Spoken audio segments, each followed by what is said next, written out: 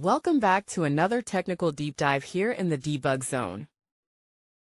Today we're tackling a big question and breaking it down with insights from other users.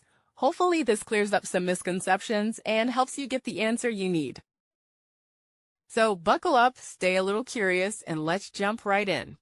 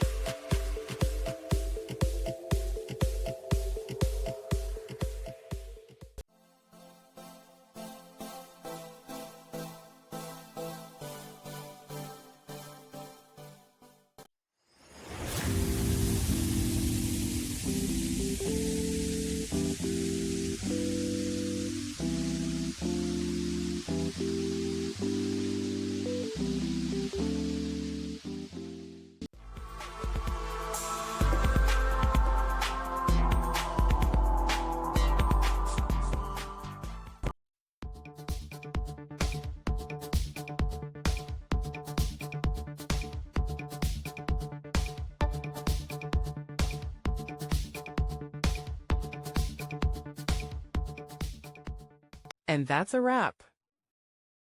I hope you found the answer you were looking for. If you did, take a second to hit that subscribe button. It really helps out.